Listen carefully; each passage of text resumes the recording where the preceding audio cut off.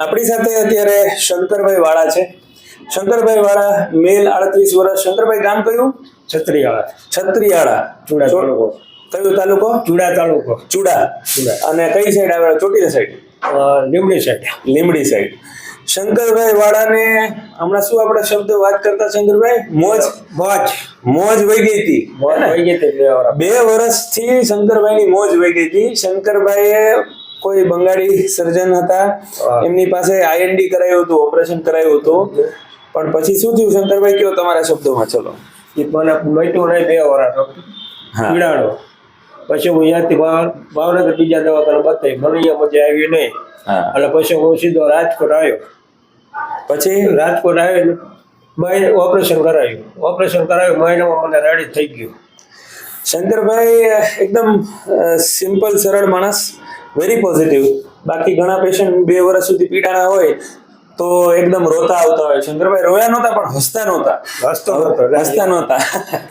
હવે હસો છો બે ઘરવાળા? ખૂબ હસો છો. એટલે શંકરભાઈને વી ટ્રીટેડ વિથ ક્ષારસૂત્ર. રિકરન્ટ ફિસ્ચ્યુલા હતું, બહુ ફાઇબ્રોસિસ હતું, અને બધું થઈ ગયું સરસ. શંકરભાઈ બીજું શું ઓપરેશન માટે કઈ કહેવાનું?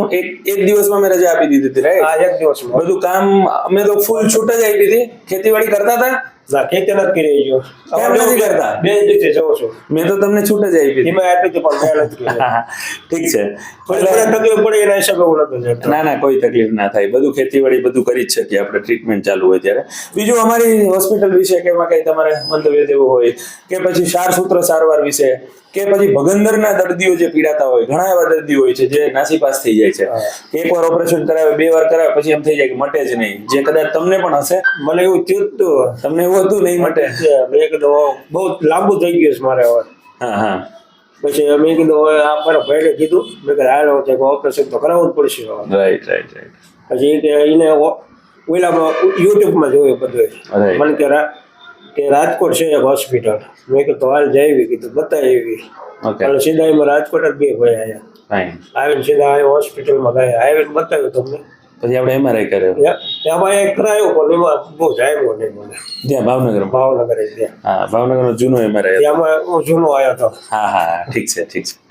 પછી ઓપરેશન પછી શું તમારે સારવાર દરમિયાન કઈ તકલીફ? બહુ મેજર કાંઈ નહીં ને? કાંઈ નહીં તકલીફ. ટાઈમ કે પડી જ નથી મને ગયું. કાંઈ તકલીફ તકલીફ નહીં. લોકો એવું બીવડાયું હશે કે આમાં તો બહુ દુખે ને, લાંબુ ચાલે ને, આમ ને તેમ ને, ઘણું સાંભળ્યું હશે. પેલા ઓપરેશન કરાયું તો થોડોક અનુભવ હતો.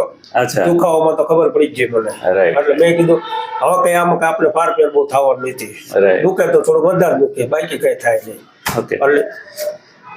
સો આખું ગ્લુટિયસ, લેફ્ટ સાઈડ નો ગ્લુટિયસ, આખો ડાબી સાઈડ નો કુલ્લાનો ભાગ આખો ઇન્ફેક્ટેડ હતો, ખૂબ પરું ભરાયેલું હતું.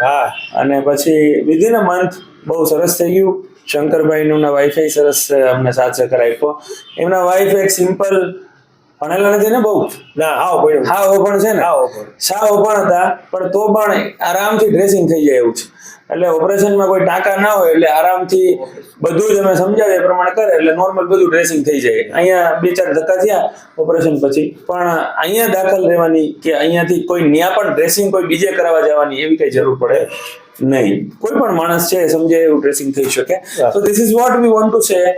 Recurrent fistula has definitely got cured with simple thing, single day. જો મોસ્ટ ઓફ સર્જરીઝ ડે કેરમાં થઈ જાય. ડે કેર એટલે અમારી ભાષામાં સવારે કરીએ, સાંજે રજા, અને અમે પછી 1 દિવસ પછી કઈક ઠેકડા મારીને બેસવા. અહીંયા ઠેકડા મારીને બેસાડી મોકલા છે, મને યાદ નથી, પણ એટલે these are all simple things.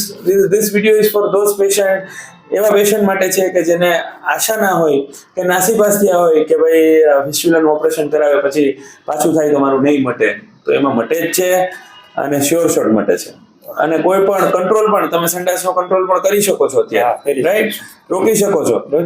બાકી જનરલી એવું હોય, એટલે આ પૂછું છું કે ત્યાં જનરલી એવું હોય કે ફિસ્ચ્યુલા કંટ્રોલ પછી વયો જાય ઓપરેશન પછી, પણ એવું કાંઈ નથી બીકોઝ ઓફ ક્ષારસૂત્ર અને પાર્શિયલ ફિસ્ચ્યુલેક્ટમી કોમ્બિનેશનથી. ઓકે શંકરભાઈ, મજા કરો, મોજ તમારી ભાષામાં, મોજ કરો. સારું.